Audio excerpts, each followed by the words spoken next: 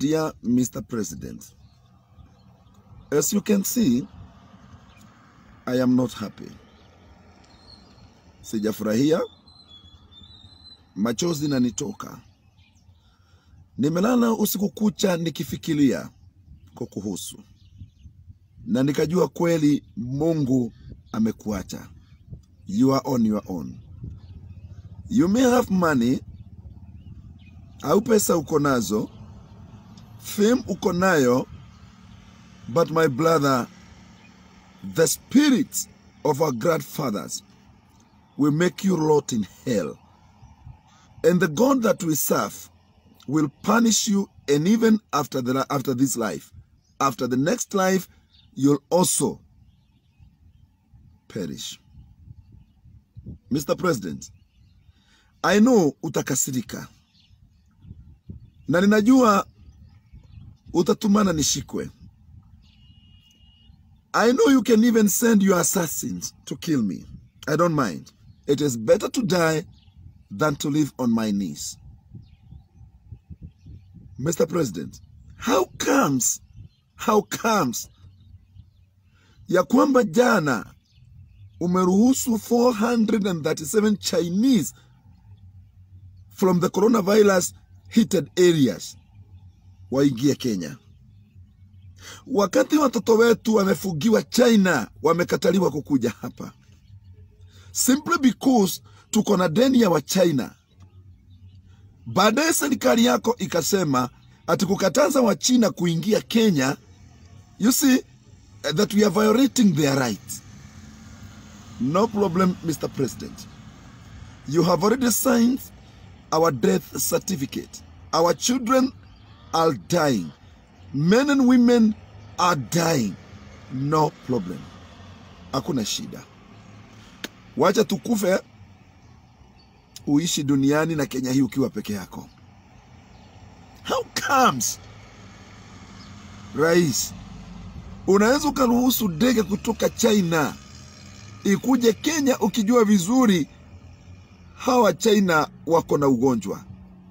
And you know in China, hii ugonjwa imewalemea, and they have the technology. We are poor Kenyans, farmers. We don't know how tunaweza tukafanya ili hii ugonjwa isitupate. We don't have the precautions. We know nothing. We are just poor, uneducated people. And now, umeruhusu. What will I say? Wacha tukufe? Very soon, naona shule zikifungwa. Makanisa tutakuwa tunaenda.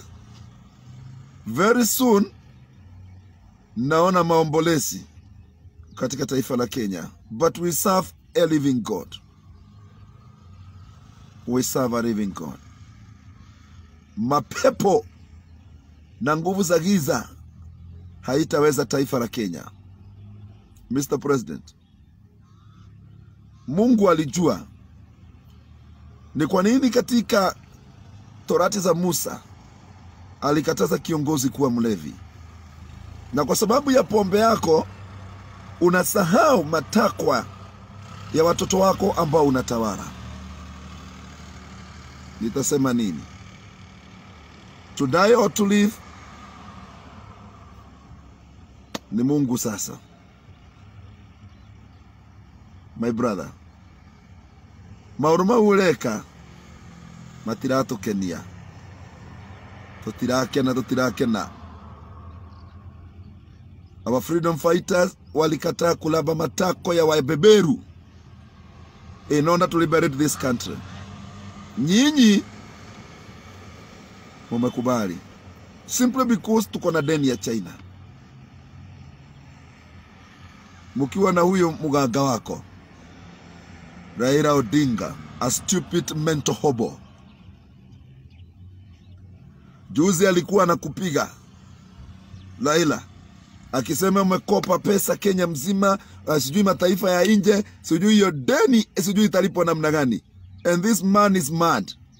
Juzi amekuwa company, mwende China mukapewe roni. Amekuongoza mwende mukapewe deni, na niye alikuwa anakupiga na madeni.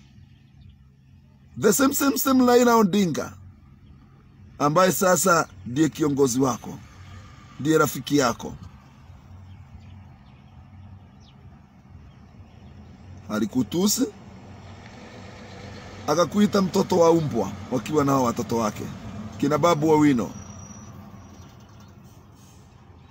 Walikuita mtoto wa umbwa. Tukatoka barabarani, tukademonstrate, kuenda mahakamani, wakaachiliwa. Gladys Wanga alikutusi, matusi ya guoni. You did nothing. To those people who are defending you, they are the same people, Mr. President, that you are fighting. You are fighting your men and women. Your enemy, adui yako, amekuwa ndiye rafiki yako mkubwa. Marafiki zako wamekuwa adui yako simply because umelewa na uongozi. You want your son to be the president of this nation. You want Gideon Moi to be the president of this nation. And that's why Mr. Raila Odinga and your people, the so-called people, they are going everywhere in this Kenya. At in the BBI, wakiimba nyimbo that nobody can stop reggae. Fine. We have the remote and we are going to stop that reggae. We are the people. We are the people and we have the power. We will stop the reggae. Very soon, mark my words, we will stop the reggae. Mr. President, are you asleep?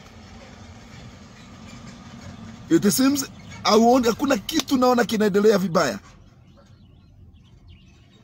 My Jesus. Just have a look. Juzi Radama, mkutano wa BBI, alisema viti zote za Narok County hakuna mtu mwingine anafaa kusimama. It belongs to Maasai people. Akasema wale watu wamenunua mashamba Narok, hiyo mashamba ni wa Maasai, hawakununua kwa utaratibu. To make the matter worse, akasema wale watu wako na mashamba wasiweke electric fence. Ati waache mashamba namna hii ndio ng'ombe za Maasai ziwe zinapata mahali pa kukula. Erdama, you are just an idiot. A stupid he-goat. Una create ethnicity and the president amenyamaza. Raila Odinga amedefend juzi, akasema BBI kila mtu aongee yake. Mr. President, where are we going? Where are we going? Where are we heading to? I'm 40 years old. Bado nimebakisha 30 years ile Mungu aliniahidi 70 years to live in this world. Raila Odinga, I think if I'm not wrong, is 70 years hata sijui. Bado amemaliza miaka yake, ile kitu anasubiri ni kufa. Ndio maana analuin the life of these young and women in this nation. I am not happy. Mr. President, why did you sign our death certificate? Why did you allow all these Chinese to come to Kenya and you know they came from wamekuja kutoka the heated areas za coronavirus? Why are you doing this to your men and women? Why are you doing this to your people? No problem. We will die. You will also die because you will not live like stone. Utakutana mbele ya kiti cha hukumu cha Mwenyezi Mungu. Mr. President, be warned. What you are doing, it's not fair. And that's why tunaomba Mungu wa Ibrahimu, Mungu wa Isaka, Mungu wa Danieli amsaidie Mheshimiwa William Ruto aongoze taifa hii. Every time tunamuona Raila, tunamuona Uhuru, tunamuona William Ruto kwa makanisa anabebaga Bible. Wewe Mr. President unabebaga pombe na kane. Raila Odinga anabeba mapepo ya Enugu, the demons from Enugu. And right now munatuambia mambo iko sawa. that nobody will stop Lege.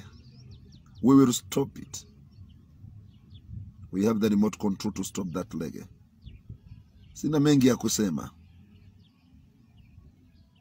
Mungu abariki Kenya na Mungu abariki William Ruto. This man is the man to watch. Ana roho wa Mungu ndani yake na roho wa uongozi. Hata kama ni mwizi, we don't care. Heri mwizi kuliko muuaji. Wacheni niende. We will stop Lege. Thank you. Nyinyi unaona vile Uhuru na Raila wanatu.